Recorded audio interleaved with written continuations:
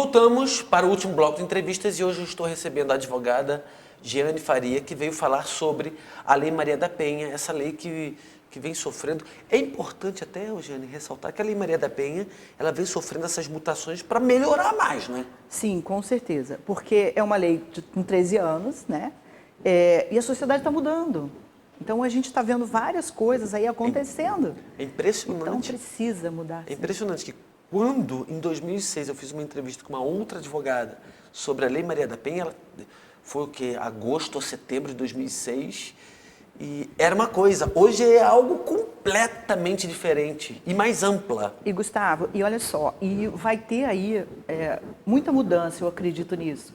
Porque, assim, eu passo em diversos lugares da sociedade e a gente vê várias pessoas se movimentando nesse sentido, né? A gente teve agora a alteração que a medida protetiva era deferida em 48 horas, agora já são 24. A gente tem a relação homoafetiva que precisa ser cuidada de uma forma com muita tranquilidade. A gente não pode fechar os olhos para isso, entende? Eu ia entrar nessa questão, sobre a questão... Veja só, hoje a homofobia e a transfobia, elas estão inclusas pelo Supremo Tribunal Federal como crime de racismo. A Lei Maria da Penha, ela pode ser aplicada às lésbicas, travestis e transexuais? Dependendo do caso, sim.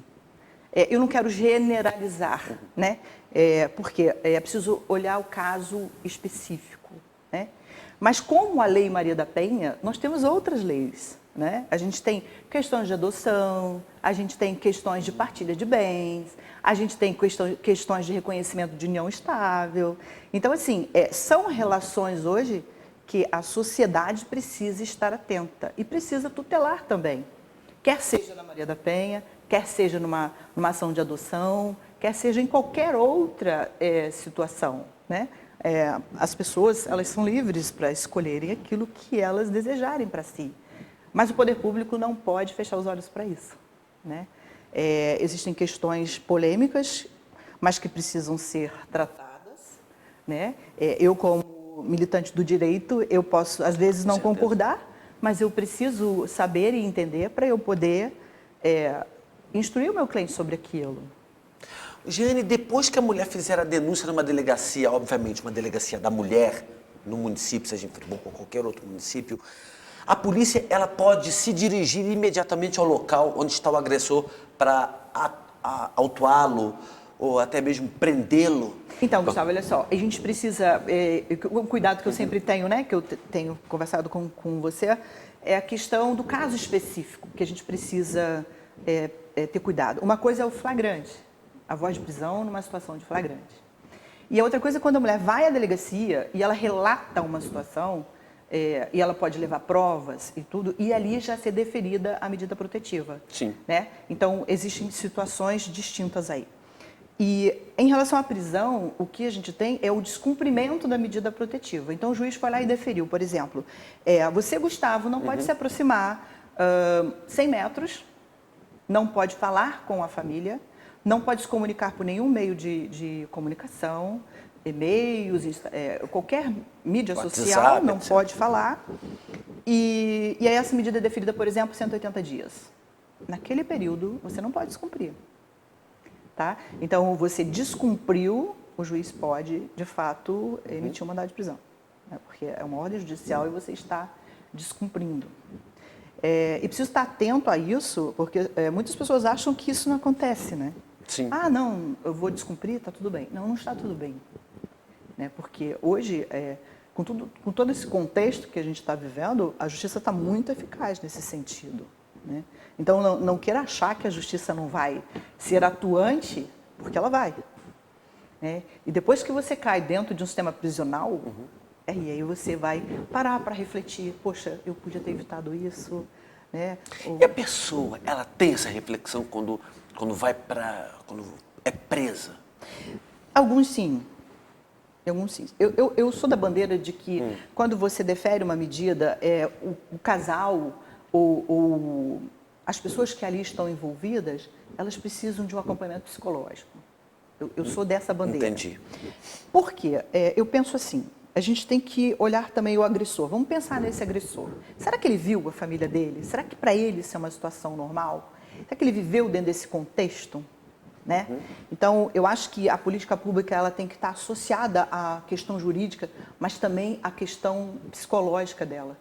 Então, eu entendo que precisa ter uma política voltada para isso. Aí sim, de fato, a pessoa vai parar, vai refletir.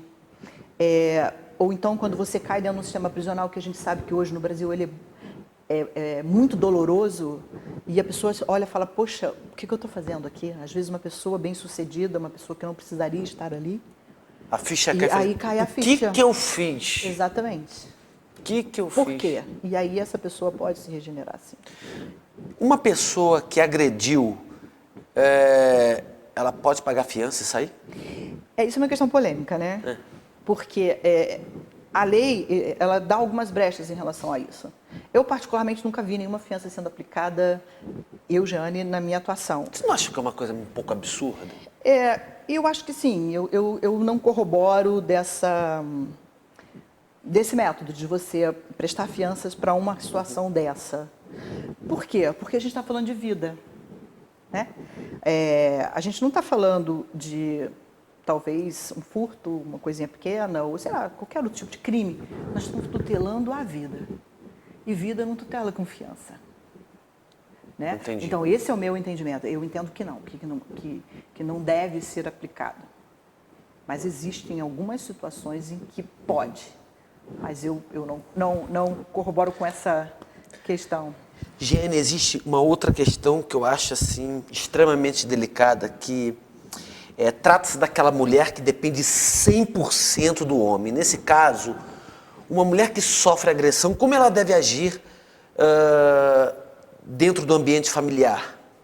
Gustavo, olha, é muito complicado isso, porque eu tive um caso no meu escritório de uma pessoa que sofreu 17 anos de agressão. Pô, mas é muito tempo, é uma vida. Anos, é uma vida. E aí, para ela chegar a falar, para mim, eu percebi a emoção dela. Ela, tipo assim, tá engasgado aqui, eu preciso falar isso. O que a gente fala muito para as mulheres, né, em palestras, em workshops que a gente faz e conversa sobre isso? Primeiro, ter alguns cuidados, né? Eu vou dar algumas dicas sobre isso. E a primeira delas que eu falo é assim: fale para o maior número de pessoas possíveis, da sua confiança. Peraí, mas se eu não estou conseguindo colocar isso para fora, como que eu vou fazer? Isso é um exercício. Por que a gente fala isso? Porque se algum amigo seu de extrema confiança está sabendo, se o seu pai ou sua mãe pode te ajudar. Então, assim, precisa perder o medo.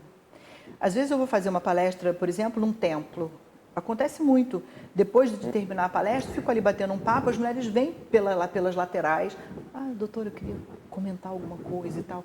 Por conta da vergonha ainda de falar, né? Então, a primeira coisa que a gente fala é isso. Fale para o número maior de pessoas possíveis. Cuidado com os seus documentos. Você está vivendo neste contexto. Tire xerox dos seus documentos, deixe em algum lugar. Porque entre a sua saída de casa até o deferimento da medida protetiva, até um policial te acompanhar para que você retire as suas coisas, que tem casos que isso é necessário, você está sem documento.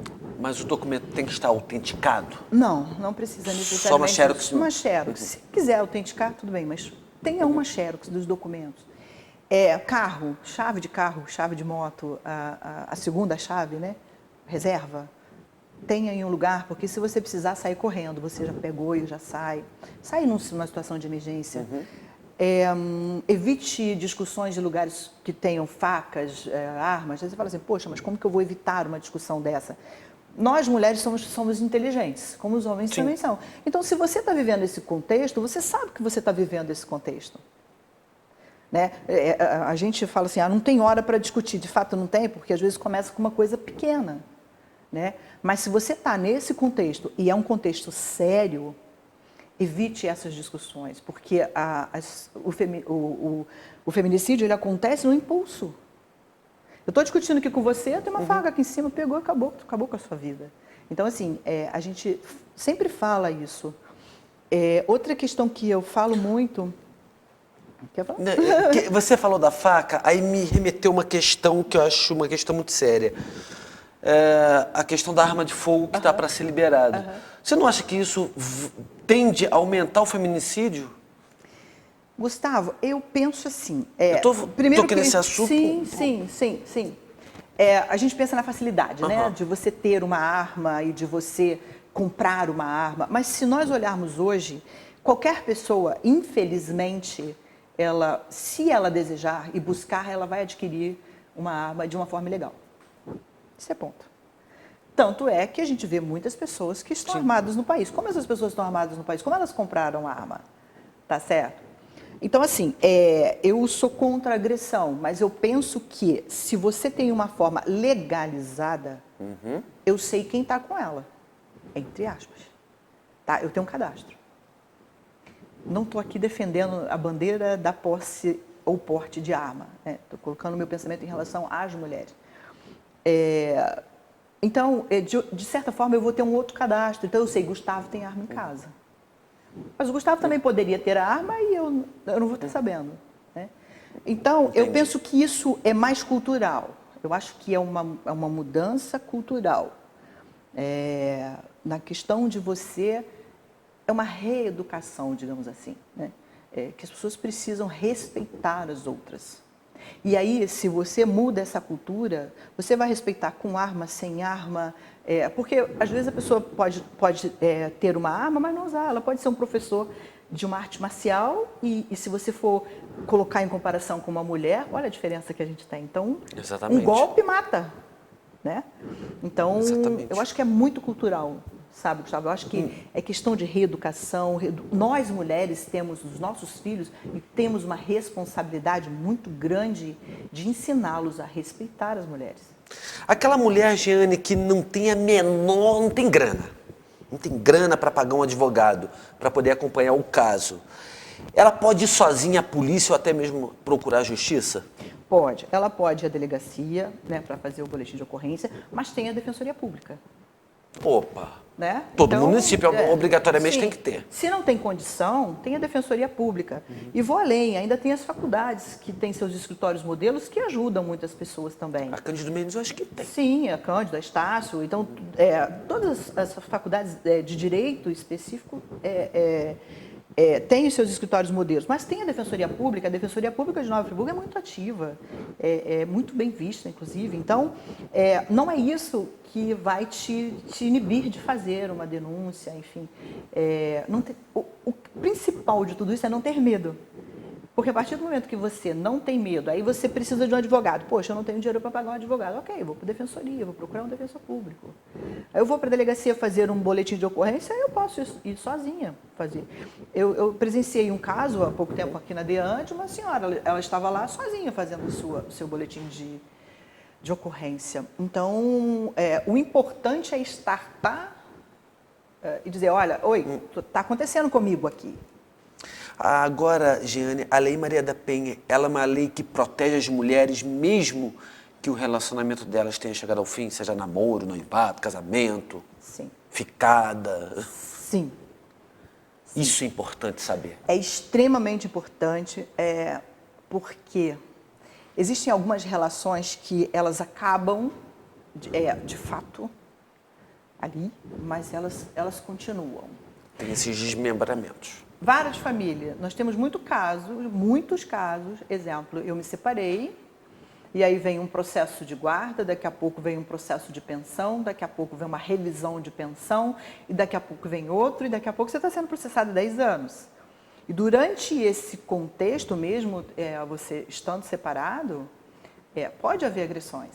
Sim. Então, não é só para quem está ali coabitando, né? Precisa estar muito atento a isso. Eu me separei, posso falar o que eu quiser. Opa, não é assim. Né? Então, ela tutela sim. Então, é muito importante isso, inclusive. E agora, Jeane, aqueles casos que as mulheres elas voltam para o convívio do marido agressor, como a justiça observa esse ponto de vista? Então, primeiro ponto, a gente não... A justiça fica um pouco estressada, fala assim, você voltou. Aconteceu isso, você voltou. Eu acho que tudo tem um limite, né? Eu acho que tudo tem um limite Mas o Poder Judiciário ele tem que estar acessível. Então, se eu vou lá 1, 2, 3, 4, 5, 10 vezes, ele tem que estar aberto. Mas vamos parar para pensar. Eu entendo que uma família ela pode ser reconstruída, sim. Pode acontecer de você estar vivendo momentos ruins, momentos financeiros, várias questões que devem ser conversadas. Mas se não foram naquele momento e depois caiu a ficha, como a gente falou aqui há pouco, e o casal resolveu voltar e teve uma vida saudável, ok. Agora, você vai ao judiciário, entrou com uma ação. Daqui a pouco você amenizou, aí você pede de novo, amenizou, pede de novo, amenizou. Poxa, então vamos parar para pensar, né? Vamos refletir. Acho que a primeira coisa não é nem o judiciário, é se dê valor. Olhe para você, entenda quem você é, né? Para você não ficar, porque você também está movimentando pessoas. Você está movimentando a delegacia. Agora, é claro que existem casos, e eu já presenciei alguns, que é necessário. Você tem uma medida protetiva deferida e a pessoa continua descumprindo, e você tem que informar o Poder Judiciário que aquilo está acontecendo, né? Mas essa questão de você faz, aí agora eu não quero mais, faz, não quero mais, faz, não quero mais, faz, não quero mais, faz, não quero mais. Né? Então a gente também tem que pensar um pouco, refletir um pouco sobre isso. E ter cuidado também, Gustavo, com as denunciações caluniosas. Que isso é muito sério. Que é muito sério. A mulher fala assim, eu vou lá, falo o que eu quiser. Gente, também não é assim. A justiça é muito inteligente. Né? Então também não queira forjar uma situação... Inteligente também não é boba, né? Claro! Aí você vai forjar uma situação, vou tirar uma medida protetiva forjada. Uma hora isso vai aparecer. Né? Então, assim, eu falo muito, protejo muito as mulheres, mas acho que temos que ter cuidados também. Nós temos deveres e temos direitos. E usar tudo aquilo que está a nosso favor, mas de uma forma saudável. Jeane, a entrevista chegou ao final. Eu quero demais agradecer a sua participação. Primeiro, pelo fato de você ter vindo aqui esclarecer essa lei que eu acho extremamente importante para as mulheres. E também parabenizar pelo título de cidadã friburguense. Você é de Talcara? Valão do Bar. Mas agora eu vou aproveitar e vou fazer uma menção aqui, viu, Gustavo? Porque eu vim pensando no meio do caminho. Não sei se temos tempo para isso, né? Não, a gente já estourou, mas não tem problema, né? Seu pai é um grande... Eu ia falar essa história. Seu pai é um grande responsável... pela minha vida profissional, pelas coisas que hoje... Você quase largou a Anchieta. Foi. Aqui eu não fico. Eu falei, pai, pelo amor de Deus, essa escola não serve para mim. Me leva embora. Tirei 1, Gustavo. Não. Eu sempre aluna de notas altas.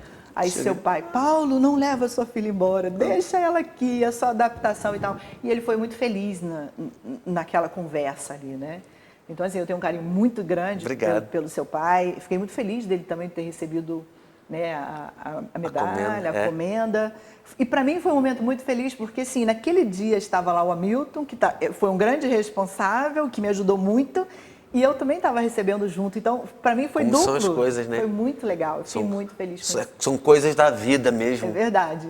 Jeane, muito obrigado pela sua participação. Obrigada a você. E já larga a encrenca pro teu lado para você poder voltar aqui na entrevista quando você tiver alguma pauta quente. Ok. Muito obrigada. Eu que te agradeço. Entrevistas fica por aqui. E lembrando, se você não assistiu o programa na terça-feira ou perdeu as reprises, entre no canal do YouTube do Entrevistas, porque toda quarta-feira o conteúdo estará disponível, tá ok? Muito obrigado pela sua audiência e até semana que vem.